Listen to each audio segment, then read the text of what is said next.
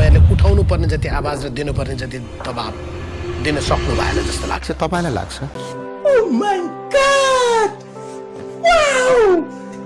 सुकुम्बासीलाई हेर्ने दृष्टिकोण वर्तमान सरकारको र तपाईँको उस्तै हो। त्यत्तिकै सिंहदरबारमा आगो लागेको छैन, त्यत्तिकै सर्वोच्च अदालतमा आगो लागेको छैन। बालनजी, तपाईँको आर्मी नेपाली सेना धोबी खोलाको किनारमा होइन सुकुम्बासीको टोलमा लिपुलेकमा पुग्नुपर्छ भनेर बोल्ने मान्छे चाहिँ म हुँ। बात त सही है दौडना त पर्ता है। तपाईँले जति बोले पनि रेडियो जति खोले पनि भइदियो त के? सुकुम्बासीको बस्तीमा डोजर त गयो, सुकुम्बासीको चिल्लीबिल्ली त भयो, उनीहरूलाई होल्डिङ सेन्टरमा लिएर गएर राखेको छ।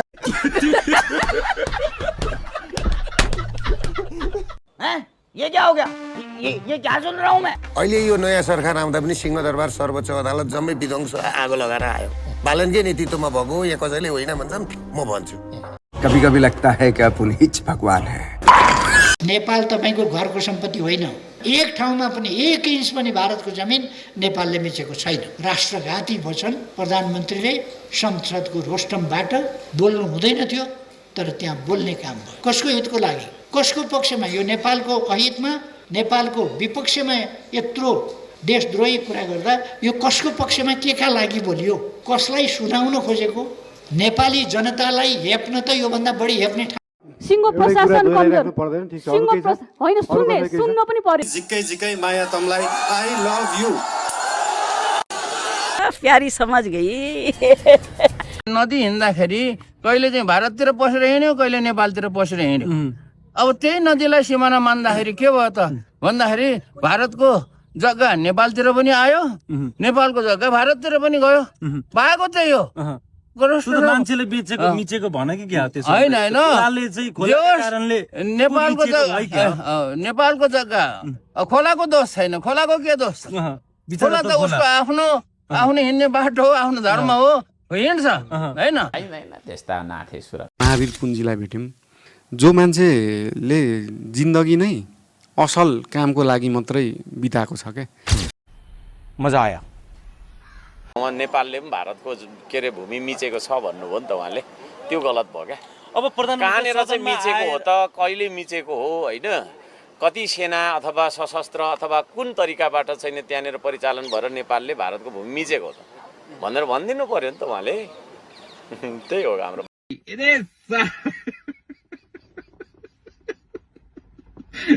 बेटी चौथ के तारे पिछवाड़े में तो धो निकट जाएगा।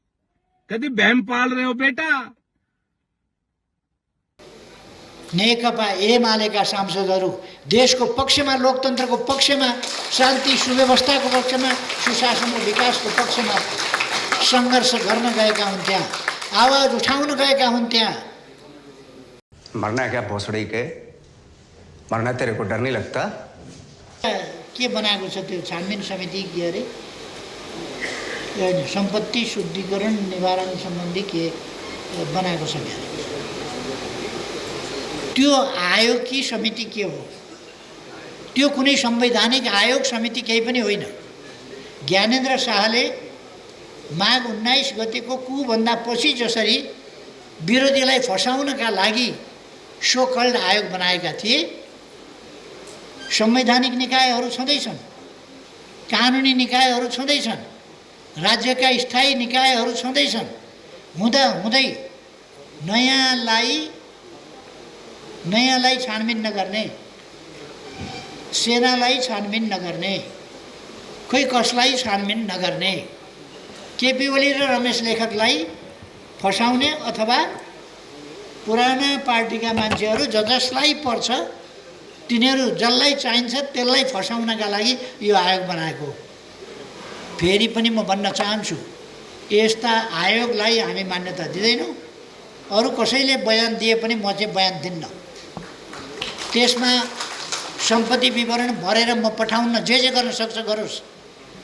यो राज्य होइन, यो पूर्वाग्रहको पोको हो, प्रतिशोधको पोको हो, देशद्रोही क्रियाकलाप गर्ने एउटा प्रायोजित भवितव्यले बनेको चिज हो। यसले विपक्षीलाई फर्साउनका लागि यस्ता क्रियाकलाप गरेको छ। त्यो कुराहरू स्वीकार्य हुन सक्दैन। त्यसर्थ यस्ता क्रियाकलापमा राज्य नजाओस्, संवैधानिक बाटो संवैधानिक तरिकामा फर्कियोस्, प्रतिशोधमा होइन। कसैको अचाक्ली सम्पत्ति देखियो, अकुत सम्पत्ति देखियो भने छानबिन गरोस्। आगो लगाएर खरानी बनाएका ठाउँमा मेरो सम्पत्ति विवरण खरानी भरिदिने मैले सम्पत्ति विवरण फेरि चाहियो।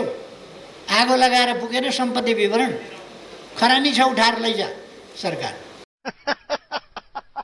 Are you comedy me? त्यही चीज उत्तर माग्दाखेरिमा टेबल किन उठाउनु पर्यो? टेबल मैले किन हान्नु पर्यो? मैले फ्ल्याङ मर्यादा पालक माथि किन चढ्नु पर्यो? या यस्तो पनि हुन सक्छ, या मेरो प्रश्न बढी हुन्छ, त्यहाँ त्यो दिनमा रोस्टममा प्रधानमन्त्री नै भावे प्रधानमन्त्रीमाथि पनि तपाईहरुले आक्रमण गर्नुहुँदै रहेछ। हामी त आफ्नो अधिकार खोजेको, प्रतिपक्षको अधिकार कुर्सी उचालेर पाइन्छ भने कुर्सी उचालेर मैले राख्नलाई उचालेको सर। कुर्सी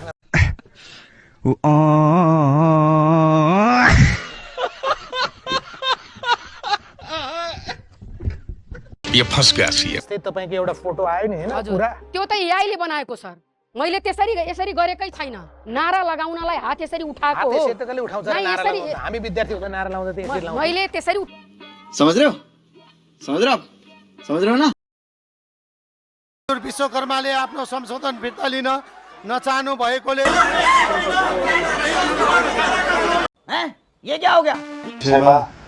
धेरै कुराहरू आएका छन्। हामीले काठमाडौँ उपत्यकामा रहेका खोला किनारमा जुन एकदमै जोखिमपूर्ण अवस्थामा बस्नु भएको थियो, उहाँहरूलाई चाहिँ अर्को ठाउँ सार्ने काम गरेको हामीले उहाँहरूलाई त्यो हेर्दाखेरि तपाईँहरूले हेर्दाखेरि त्यो खेदाको अवस्था देखे पनि यो 4 वर्ष अगाडिदेखि नै म स्थानीय सरकारमा हुँदा नै सङ्घ सरकारलाई भनेको कुरा चाहिँ के थियो भन्दाखेरि उहाँहरूलाई त्यहाँबाट स्थानान्तरण गरेर होल्डिङ सेन्टरमा राखेर जो सहीमा सुकुम्बासी हुनुहुन्छ, जसको चाहिँ देशभरि कतै पनि एक दूर जग्गा पनि छैन, एक आना जग्गा पनि छैन, उहाँहरूलाई चाहिँ त्यो जग्गाको व्यवस्थापन नेपाल सरकारले गर्नुपर्छ। त्यो हाम्रो सरकारको र हाम्रो पार्टीको मान्यता हो, त्यो उहाँहरूले पाउनै पर्छ। तर काठमाडौँ उपत्यकामा बसेकालाई किन एकदम प्रायोरिटी दिएर हटाइयो भन्दाखेरि विगतका धेरै वर्षहरूमा बाढी आउँदाखेरि उहाँहरूको घर डुबानमा पर्ने र उहाँहरूको स्वास्थ्य अवस्था पनि एकदमै नाजुक थियो। उहाँहरूको सेनिटरी अवस्था, उहाँहरूको त्यो वासरुम टोयलेटको व्यवस्था त्यसको निकासमा सिधै खोलामा थियो र उहाँहरूबाटै निस्केको त्यो फोहोरको दुर्गन्धले फेरि उहाँहरूले बिरामी परिराख्नु भएको थियो। त्यसले गर्दाखेरि उहाँहरू बिरामी पनि परिराख्नु भएको थियो, खोला फोहोर पनि भइरहेको थियो र त्योभन्दा सबैभन्दा ठुलो कुरा चाहिँ उहाँहरूको ज्यान जोखिममा थियो। उहाँहरूको ज्यान जोखिमबाट जोगाउने काम गरेको हो नेपाल सरकारले।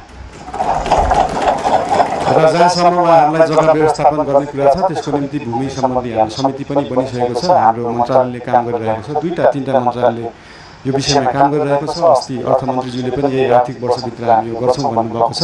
यसको लागि जति समय लाग्छ त्यति समय लाग्छ, हतार गरेर हुँदैन। यो चिजलाई चाहिँ जति समय लाग्छ, 35 वर्षमा नभएको चिज 35 मिनटमै नखोजौँ, त्यसलाई अलिअलि केही समय लाग्छ। र लिम्पियाधुराको बारेमा उहाँले सोध्नु अघि पनि भनिसके, यो चाहिँ डिप्लोमेटिक रूपमा टेबल टक। तपाईँहरूलाई एउटा कुरा अचम्म लाग्छ होला, मैले पनि अस्ति प्रधानमन्त्री भएपछि नै थाहा पाएँ भारतले नेपालको जग्गा मात्रै होइन, नेपालले पनि भारतको जग्गा धेरै ठाउँमा मिचेको रहेछ। अनि यो कुरा चाहिँ अस्ति भर्खरै थाहा पायो। त्यही भएर दुईटै देशले अध्ययन गरेर हामीले मिचेको छौँ, उहाँहरूले मिच्नु भएको छ, के छ त्यसलाई चाहिँ बसेर एउटा साथीको रूपमा समाधान गर्ने चाहिँ हामीले सोचिरहेका छौँ। धन्यवाद।